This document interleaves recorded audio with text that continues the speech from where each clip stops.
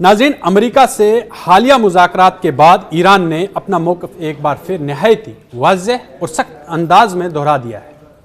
ایرانی وزیر خارجہ سید عباس عراقچی نے صاف الفاظ میں اعلان کیا ہے کہ ایران کسی بھی قیمت پر اپنا یورینیم افزودگی پروگرام ترک نہیں کرے گا۔ ان کا کہنا ہے کہ یہ ایران کا قانونی، خود مختار اور بنیادی حق ہے اور اس پر کوئی سودے بازی نہیں ہو سکتی۔ اس بیان نے جاری سفارتی عمل کو مزید حساس بنا دیا ہے، کیونکہ دوسری طرف امریکہ اور اس کے اتحادی اس پروگرام کو محدود کروانا چاہتے ہیں۔ میں ہوں عرفان رینا اور آپ دیکھ رہے ہیں نیوز 18 کا سوشل میڈیا پلیٹ فارم۔ آسان الفاظ میں اس بات کو سمجھنے کی کوشش کرتے ہیں کہ اصل معاملہ ہے کیا، مذاکرات کہاں کھڑے ہیں، اختلافات کس بات پر ہوئے اور آگے کیا ہو سکتا ہے۔ سب سے پہلے یہ یورینیم افزودگی ہے کیا، اس پر ہم اسے سمجھنے کی کوشش کرتے ہیں۔ یورینیم افزودگی وہ عمل ہے جس میں یورینیم کو خاص سطح تک تیار کیا جاتا ہے۔ ایک ہائی لیول ہوتا ہے، ایک لو لیول ہوتا ہے۔ کم سطح کی افزودگی بجلی بنانے والے جوہری پلانٹس میں استعمال ہوتی ہے، اور جبکہ جو زیادہ سطح کی افزودگی جوہری ہتھیاروں میں استعمال ہو سکتی ہے۔ ایران کا کہنا ہے کہ اس کا جو پروگرام ہے وہ پرامن مقاصد کے لیے ہے، جبکہ امریکہ اور اسرائیل کو خدشہ ہے کہ یہی پروگرام آگے چل کر ہتھیاروں کی شکل اختیار کر لے گا۔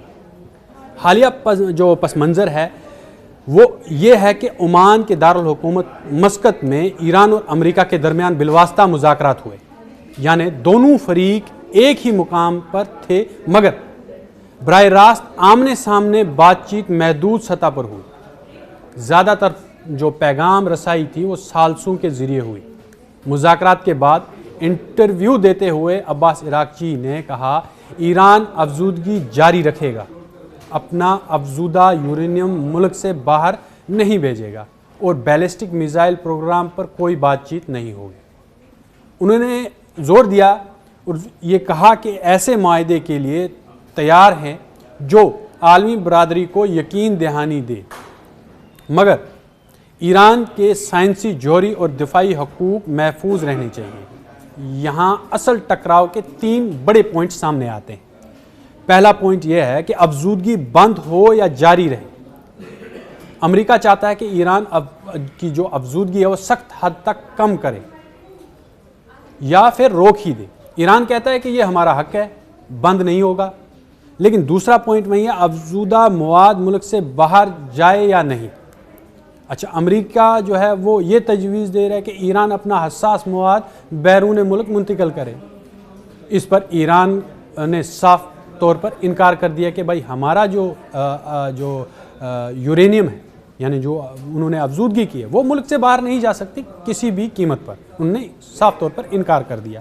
تیسرا اہم پوائنٹ یہ ہے کہ میزائل پروگرام والی جو بات آتی ہے یہاں پہ، امریکہ اور اسرائیل چاہتے ہیں کہ ایران کا میزائل پروگرام بھی ڈیل کا حصہ ہو، یعنی کہ جو ایران ڈرونز بنا رہا ہے یا میزائل جو بنا رہا ہے وہ بھی اس جو ڈیل ہو رہی ہے اس وقت اس کا حصہ ہو۔ ایران کہتا ہے کہ یہ دفاعی معاملہ ہے، اس پر بالکل بھی بات نہیں ہوگی، بات ہوگی تو جوہری پروگرام پر بات ہوگی، اس کے علاوہ کسی بارے میں کوئی بات نہیں ہوگی۔ یہاں جو وزیر خارجہ ہیں ایران کے عباس عراقچی نے یہ بھی کہا کہ اعتماد کا بحران سب سے بڑی رکاوٹ ہے۔ ان کے جو اصل مقصد ہے ان کا کہنے کا کہ ماضی میں جو جوہری معاہدہ ہوا تھا پھر امریکہ اس سے نکل گیا، اس لیے اب ایران آسانی سے یقین نہیں کرے گا امریکہ پہ۔ انہوں نے کہا کہ اعتماد بنانا وقت لے گا، مگر مذاکرات ہی واحد راستہ ہے۔ دوسری طرف امریکی صدر ڈونلڈ ٹرمپ نے ان مذاکرات کو انتہائی مثبت قرار دیا ہے، مگر ساتھ ہی دباؤ کی پالیسی بھی جاری رکھی ہوئی ہے۔ انہوں نے اعلان کیا ہے کہ جو ملک اور جتنے بھی ممالک ہیں اگر وہ ایران سے تجارت کریں گے ان پر اضافی ٹیرف لگا دیا جا سکتا ہے۔ یعنی ایک ہاتھ میں مذاکرات، دوسرے ہاتھ میں اقتصادی دباؤ رکھا ہوا ہے ڈونلڈ ٹرمپ نے۔ علاقائی منظرنامہ تب اور دلچسپ ہو جاتا ہے جب مصر، سعودی عرب، متحدہ عرب امارات اور قطر سمیت کئی عرب ممالک نے ایران امریکہ مذاکرات کا خیر مقدم کیا ہے۔ انہوں نے کہا کہ ہم جی جو مذاکرات ہو رہے ہیں اس کا خیر مقدم کرتے ہیں۔ ان ممالک کا یہ بھی کہنا ہے کہ اگر بات چیت کامیاب ہو جاتی ہے تو پورے خطے میں کشیدگی کم ہو سکتی ہے، جنگ کا خطرہ ٹل سکتا ہے، کئی معاملات حل ہو سکتے ہیں۔ عمان کے جو اس وقت کردار نبھا رہا ہے عمان کے کردار کو خاص طور پر سراہا جا رہا ہے اس وقت. جو عرب ممالک ہیں، مشرق وسطیٰ کے جتنے بھی ممالک ہیں، وہ عمان کے کردار کو نبھا رہے ہیں، کیونکہ مسقط میں اس وقت جو ہے وہ بات چیت ہوئی تھی، اس کے بعد سبھی لوٹے تھے، لیکن ابھی معاملہ پیچیدہ بنا ہوا ہے، کیونکہ ابھی ایران نے اپنی جو موقف ہے وہ واضح کر دیے ہیں کلیئر کہ بھائی افزودگی تو بند ہو نہیں سکتی. اچھا، دوسری طرف جو ایک خاموش ثالث کے طور پر یہ جو جس طرح سے عمان کام کر رہا ہے اس کی سراہنا ہو رہی ہے، لیکن یہیں پر اسرائیل اس سارے عمل کی شک کی نظر سے اگر دیکھا جائے، اس پوری جو معاملات چل رہے ہیں، اب اسرائیل کی نظر سے ہم دیکھیں تو اسرائیلی قیادت چاہتی ہے کہ کسی بھی معاہدے میں ایران کا میزائل پروگرام محدود ہو جائے، چاہے کوئی بھی اگر معاہدہ ہو تو اس میں میزائل پروگرام جو ہے وہ محدود کیا جائے، تاکہ ایران بیلسٹک میزائلز جو ہے وہ نہ بنا سکے اور ایران کا جو اصلی پروگرام ہے وہ روک دیا جائے، تاکہ اسرائیل کو خطرہ نہ ہو. خطے میں اس کے جو اتحادی گروپ ہیں ان کی مدد سے رکے اور سخت نگرانی کے جو نظام ہو اس پہ، یعنی کہ جو وہ بنا رہا ہے جوہری جو پروگرام چل رہا ہے ایران کے اندر، اس کی سخت نگرانی ہو. ان کے پاس سارا ڈیٹا آنا چاہیے اسرائیل اور امریکہ کے پاس میں کہ ایران جو ہے وہ کتنی افزودگی کر رہا ہے، لو لیول پر ہے یعنی پاور نظام کے لیے ہے، یا پھر ہتھیاروں کو بنانے کے لیے وہ اتنی زیادہ افزودگی نہ کر پائے، اس لیے اس کی نگرانی بھی سخت ہونی چاہیے. اس دوران ایران کے فوجی سربراہ نے بھی سخت بیان دے دیا ہے، کہا کہ اگر جنگ مسلط کی گئی تو جواب صرف محدود نہیں ہوگا بلکہ پورے خطے میں پھیل سکتا ہے. یعنی سفارتکاری تو چل رہی ہے ایک طرف سے، مگر جنگی زبان بھی ساتھ ساتھ موجود ہے، کیونکہ کبھی بھی ایک غلط اسٹیپ، کیونکہ آلریڈی جو امریکہ کے بحری بیڑے ہیں USS ابراہم لنکن جو ہے وہ اس وقت بحر عرب میں ہے، وہ کھڑا ہے وہاں پہ، وہ خلیج فارس کی میں گھسنے کی تیاری کر رہا تھا اب تک.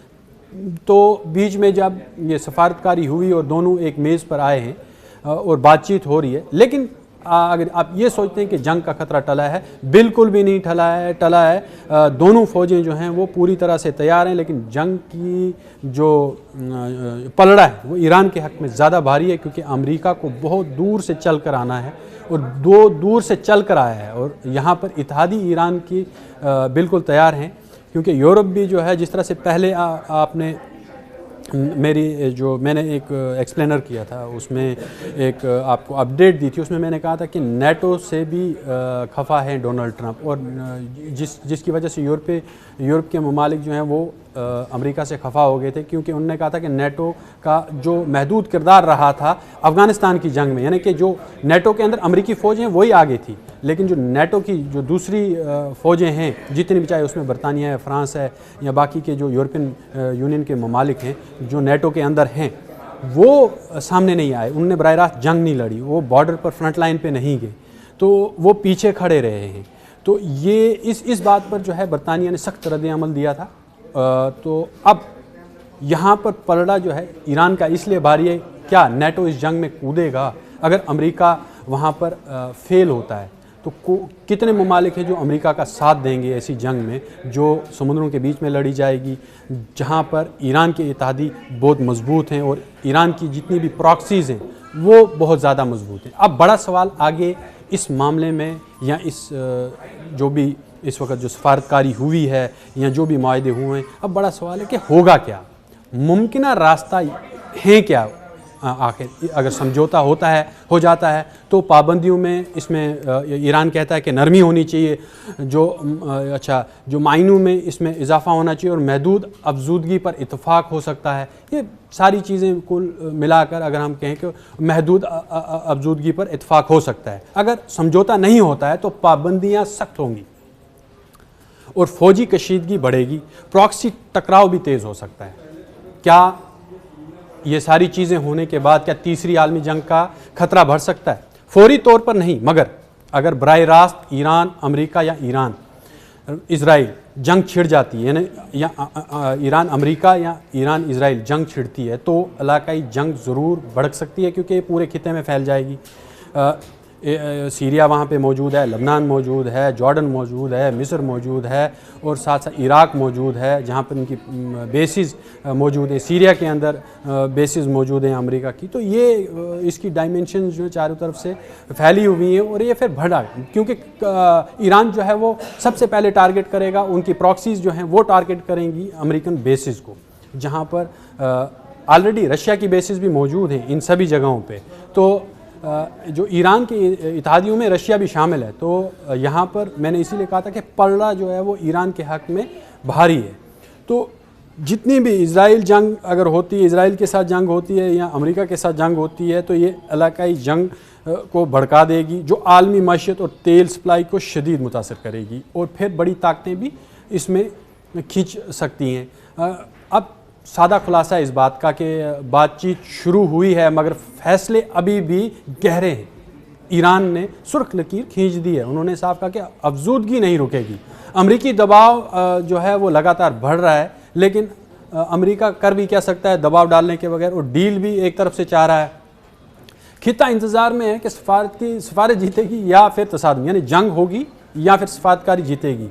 ये जो मामलात हैं इस वक्त, ये एक बारूद के ढेर के सामने खड़ा रहने के मुतरादिफ हैं, क्योंकि दोनों में सफारतकारी तो हुई है, खैर मकदम भी हुआ कई ममालिक की तरफ से, लेकिन मामला ये है कि क्या ये कामयाब होंगे, क्या ईरान जो जितनी भी डील या उसमें उसके अंदर जो मायदे हैं वो हुए, क्या ये एक हतमी शक्ल लेंगे, क्या ये पहुँचेंगे उस पड़ाव तक पहुँचेंगे या उस पॉइंट तक पहुँचेंगे जहाँ जंग रुक सकती है। क्योंकि अमेरिका ऑलरेडी अपने बेड़े लेकर खड़ा है बहरे अरब में और खलीज फ़ारस में घुसने की कोशिश कर रहा है, और इंतज़ार कर रहा है कि कोई डील होगी। क्या इतने लंबे अरसे तक अमेरिका भी वहाँ पर खड़ा रह सकता है? या तो अमेरिका अगर वापस चला जाता है, अपनी जंगे जो जितने भी बेड़े लेकर हैं उनको वापस लेके जाता है, तो एक हमारे पास में एक पॉइंट क्लियर हो जाएगा कि हाँ जी जंग नहीं हो सकती, क्योंकि अमेरिका जो है वो वापस चला गया। लेकिन अमेरिका भी वहीं पर खड़ा है और ईरान ने भी दो टूक ऐलान कर दिया है कि भाई हम अपनी अफजूदगी को कम नहीं करेंगे, ठीक है। लेकिन उन्हें दबाव डाला जा रहा है कि आप अफजूदगी कम करो, आप मिसाइल प्रोग्राम पर भी उनके साथ में इस डील के अंदर लेकर आओ, जिस पर ईरान बिल्कुल भी मान नहीं रहा है। अब ये सब लोग इंतज़ार कर रहे हैं कि यहाँ पर सफारतकारी जीतेगी या फिर जंग होगी।